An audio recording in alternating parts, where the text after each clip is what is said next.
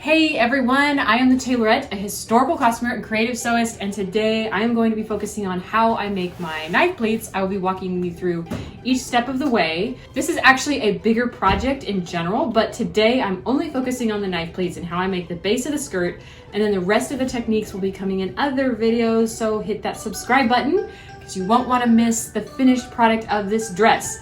In the meantime, let's get started on making our knife pleats. And what you will need is your fabric. I'm using this synthetic taffeta because this project is going to be quite large. There's quite a bit of material I'm going to be using in the trims. But that will be coming later on what I plan on doing that with that. Also, you will definitely need a measuring tape because you are going to be doing lots of measuring as you're working on this project. And I like to have all my measuring tapes hanging up so I can match them with my outfit, and this just kind of looked kind of fun for today. Okay, so first things first, I'm going to roll off literally all of this fabric. Helps to just kind of like roll it up in the air. I just lost my glasses. Okay, here we go.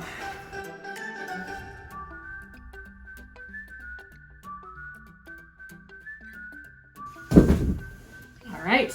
And I am going to measure this just in case there's not enough, but I want to make sure that I have enough for my project. So I'm going to measure it out just really quick.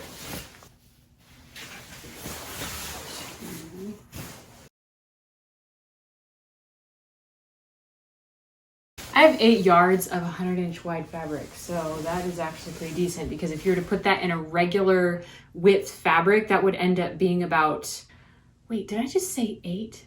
That is why you write down how many yards you measured, because believe it or not, that happens all the time. It's not just a me thing. Maybe it is, I don't know. So 8 yards, and you multiply that by 2 because the usual width of a fabric like that in taffeta is usually like 54 inches. So that would end up being about 16 yards. I think I'm pretty much covered for this project. Okay, so this is where I'm going to do a quick sketch on this. And let's see. So this big skirt that I'm making, I'm using my largest hoop skirt.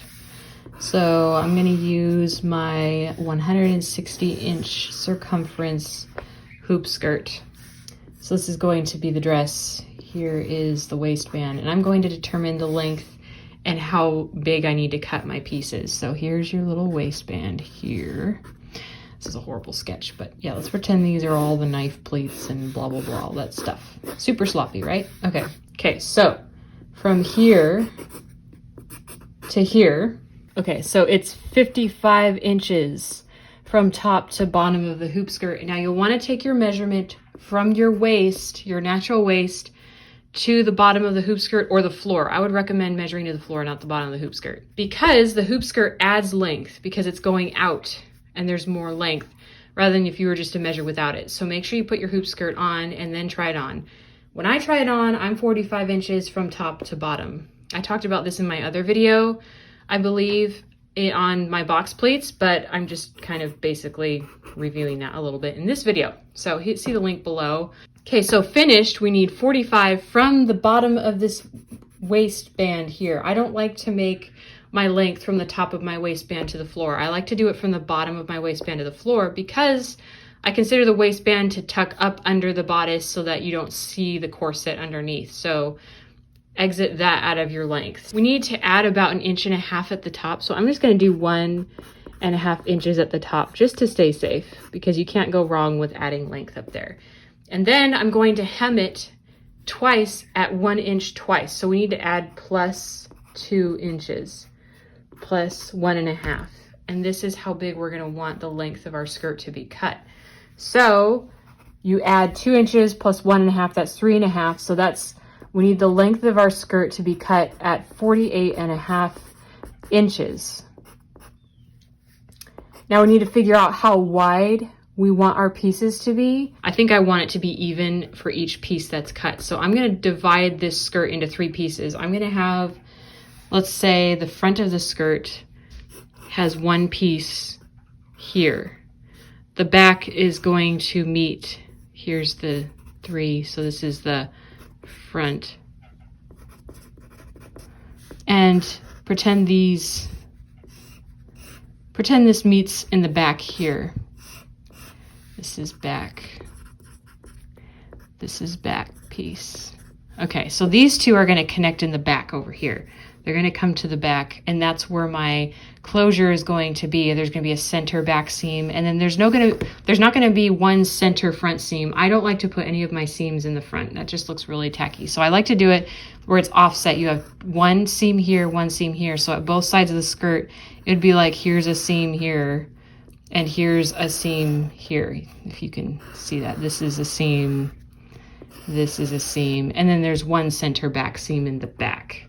So that way it looks even in the front. So I decided when you divide 160 by 3, that is 54 inches. However, we don't want it to be exactly to fit over the hoop skirt, or that's gonna look like a sausage. So what I'm going to do is I'm gonna add about 20 inches to that. So when you add 20 to 160, that ends up being 180. And then when you divide that by 3, it ends up being 60 inches. So we're gonna cut our pieces at 48.5 inches by 60 inches. We need 3 of those for each piece. For these 3 are gonna be this measurement right here. One piece. This is one piece. Because it is 100 inches wide, I can cut 2 pieces at one time, and I'm going to make sure my 48.5 inches is going this way. So this is going to be kind of interesting because the table's not as big as that. So I'm going to start by doing this. I'm going to fold it this way because most of y'all out there are not going to have a big enough table either. That's a very rare occasion that people have a big enough table to cut a whole Civil War skirt, and that is totally fine. There's ways to work around that. I don't prefer to crawl on the floor. That's just a nuisance. It's really annoying. And here is my ruler, and I'm going to clean off the edge, make a straight clean edge right here, slice it off, and then I'm going to measure. This is 36 inches wide on this cutting board. So I'm going to mark with a pin where 36 inches is. We're going to measure, because we're trying to go 60 inches this way. So we're going to measure another 24 inches because that's going to, 36 plus 24 is 60. 24 right here.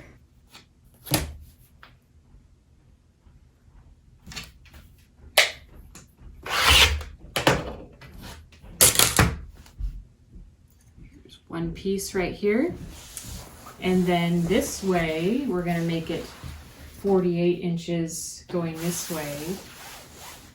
So actually what I'm going to do is, instead of, because this is a square, we want it to be 48 this way, so I'm going to cut it along this fold line here because it's folded.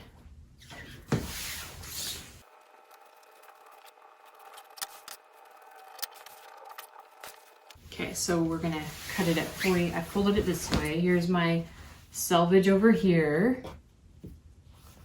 And I'm gonna measure 48 going this way on the cutting board. Make sure my edges line up. So I'm gonna line up these edges over here. We want to make sure it's nice and square. So we're cutting it.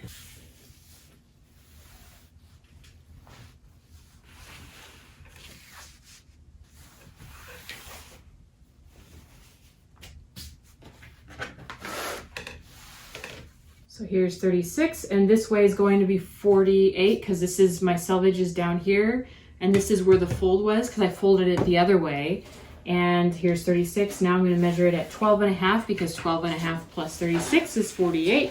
So I'm going to mark it at 12.5 and then cut it at the edge down here.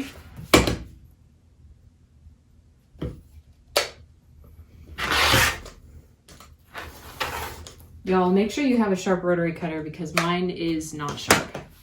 Get rid of that. And there I have my 48 by 60 pieces. And I just need to cut one more like this. So I'll do that off camera because I don't want to walk you through the same exact thing. And here's my third piece. And now that we have our pieces cut out, I'm going to stitch them down, make them into a circular piece, and I'm going to sew them down at the 48-inch wide side. And the 60-inch will be going this way, and I'm sewing 48-inch together this way. And I'm serging it. You can do French seams. I have a video on French seams. But I'm doing it because this is not silk. I don't want to put a huge amount of effort into making every single detail look perfect. Look good, at least.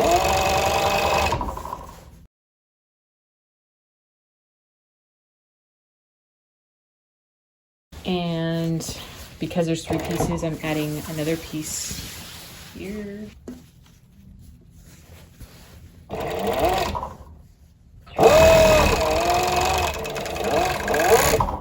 So this is the last seam of sewing it all together in one big circle, but I'm going to leave 10 inches open at the top. Maybe I'll do 11 actually, just to stay, well, 10 is good. Okay. Leave 11 inches open at the top. And I'm going to sew this starting at 10.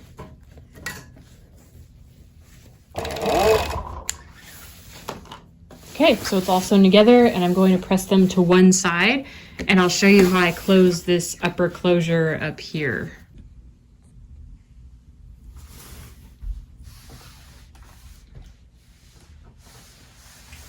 And for these seams, you always want to press your seams towards the back of the skirt.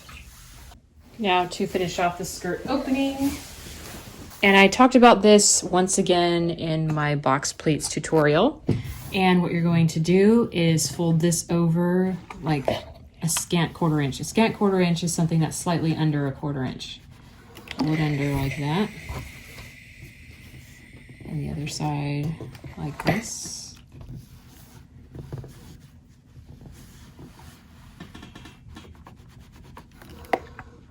And then fold it one more time. And then I take it to my machine and I'll stitch with the bobbin thread being navy and stitch it down and up around here. Do a slightly larger stitch for this one. And I do a little bit larger stitches for my hems and top stitchings.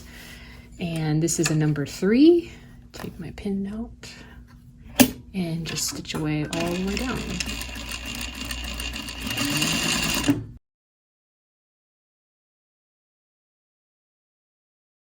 And I'm going to hem the bottom at 1 inch both times, fold it twice at 1 inch, and then I'm going to serge the top of this right here, and then I'll come back.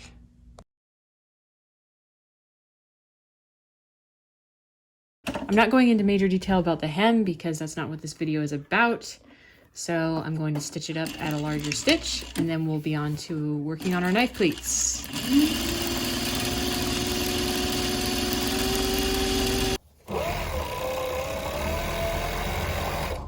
And after I did the hem, I pressed it all down flat so that there's no rippling in there. But now I'm going to focus on the knife pleats. And to start off with, you're going to want to put the skirt on with the top. This is the top of the skirt, right? And here's our opening. And before we do all of that goofy stuff, we need to measure and make sure that our skirt is the same length that we were anticipating. Okay, so it's 47 inches long. We have a 47-inch long skirt, and so I'm going to fold it over about 1.75 inches, about an inch. It doesn't have to be perfect, but I'm going to fold it over to this is the inside of the skirt, and I'm folding it 1.75 inches to the inside. 1.75 inches.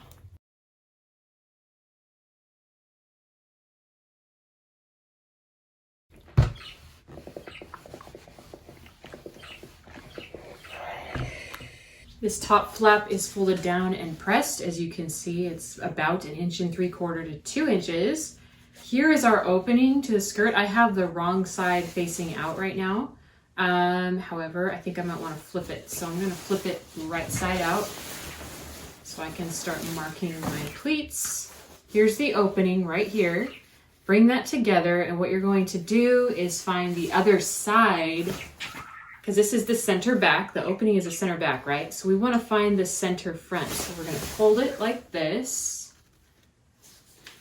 and pull this out over here. Oops, that's bamboozle.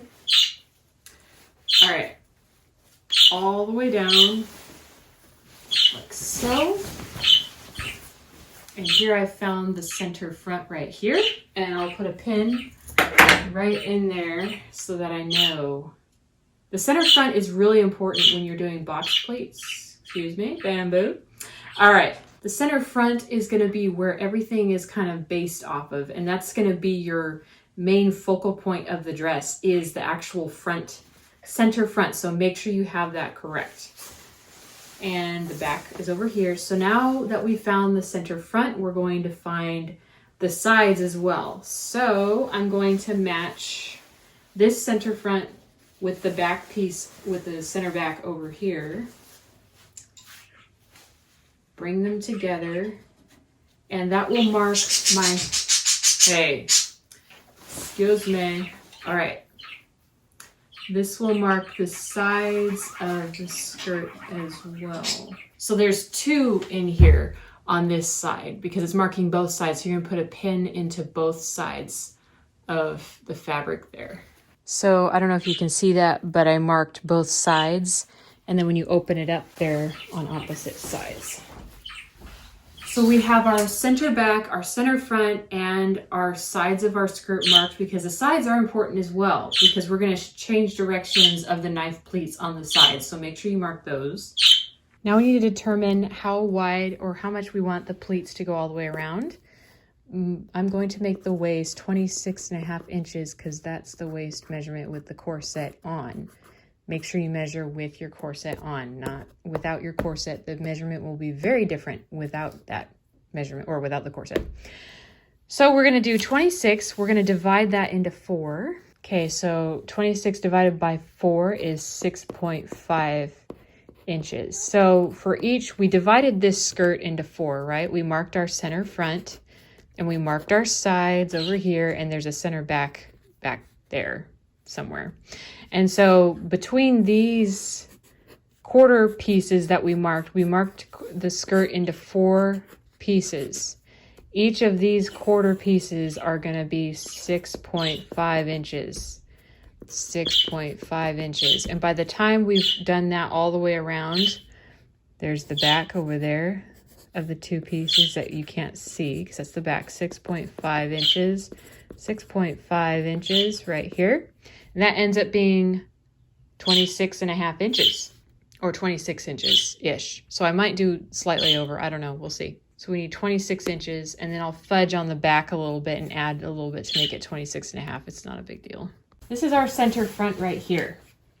And I'm gonna use this, I think I talked about this ruler in my other video on box pleats, but as I do my pleats, I like to do it on top of this, so it makes sure I put it down here so it doesn't grab any of that extra fabric, because if you pin, you don't want to grab that under there. So between this pin and the next pin that comes over on this side, it's going to be 6.5 inches. And I'm going to have to do some decent gathers here. So like gather a lot in the back here. You just have to fidget with it. You can't really give a concrete answer of your pleats. You can sit down and do the math, but I'm one who likes to eyeball it. And then it might take me a little redoing the first quarter of the skirt, but I don't mind that.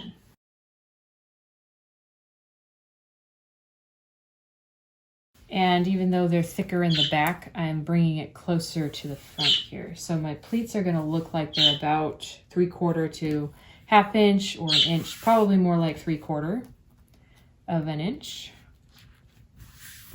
And I like to pin all the way down because that is the key to having straight pleats. I think I talked about this in my other video as well.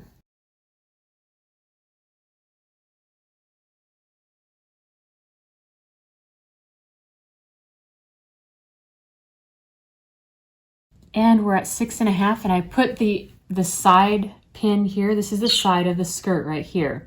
I put it out over here because I'm actually going to do a box pleat, 1 box pleat, to reverse the direction of my pleats. So I'm going to measure, that's 1.5 inches from there. So I'm gonna mark this 1.5 inches. So that looks even on both sides. Box pleats are great for reversing your direction. And I did do it a little bit, a smaller pleat on this. As you can see, that's how much I folded it. However, I'm gonna have to do bigger folds as I go this way, just like I did over here. These are folded over more over here, and then I did smaller ones for the box pleats so they could meet in the center. So one box pleat, these are all my knife pleats, and then I will continue going this direction, folding under quite large. So now these are pointing this way, those are pointing that way.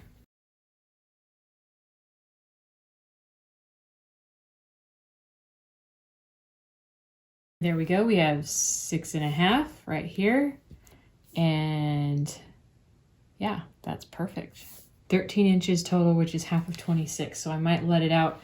I might do a little bit more on the other side just to balance it. It doesn't have to be perfectly square. That's the great thing about sewing. If you're off by an inch or something, that's okay. I might let out some of these pleats a little bit later just so, because I think I might want it to overlap in the back rather than meet perfectly. So I'm actually flipping the skirt around, and I'm starting at the center front and doing the other side. Now, my pincushion's in the way, but if you can see that box pleat on the left, that is where the 6.5 inch, where the quarter mark is of the skirt. So where the box pleat is, where the center front is, and the back of the skirt, those mark those pins that we marked. So that is what I'm working on. I'm just reversing it on the other side so I can have my full 26.5 inches. Alrighty, all of the pleats are done, and part of the time lapse was cut off, so I didn't get to show you how I finished the rest of it, but that is how I pleat my skirt. And the next step is I made a waistband, so this is how I pin it. It's just like I did with the box pleats tutorial. I took this and I literally stacked it on top, like seriously, 1/8 of an inch going above there. It's not really sticking out very far. And just literally pin it all the way around like this. All the way around these edges like this.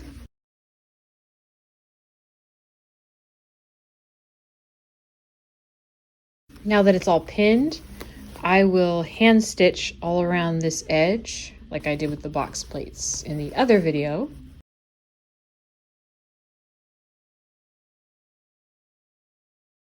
Okay, so I finished stitching on the inside here, as you can see, but I decided to do another slip stitch on the outside just to make sure it's extra secure.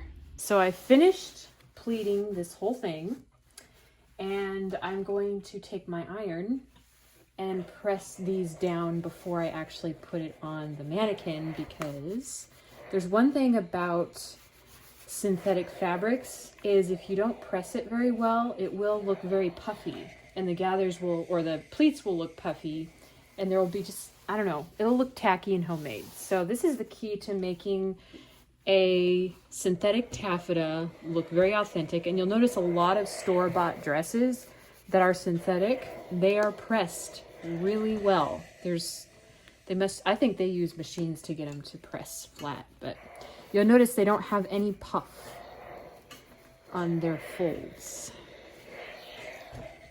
And I'm using steam in the iron, and make sure that you're careful with the temperature of the iron, because I have burned holes in my synthetic dresses before, and you don't want to have that same problem. So make sure you test it on a piece of fabric first.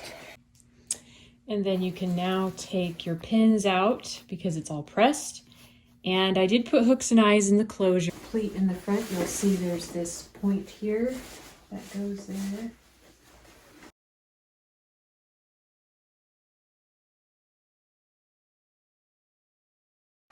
And there it is set on the mannequin. So yeah, thanks for watching, and I hope you found this helpful. Please let me know of any questions you have. I'm not revealing the full skirt because this is a larger project that I'm working on. So you'll have to hit that subscribe button to see how it all turns out. Also, like this video, and I will see you all next time.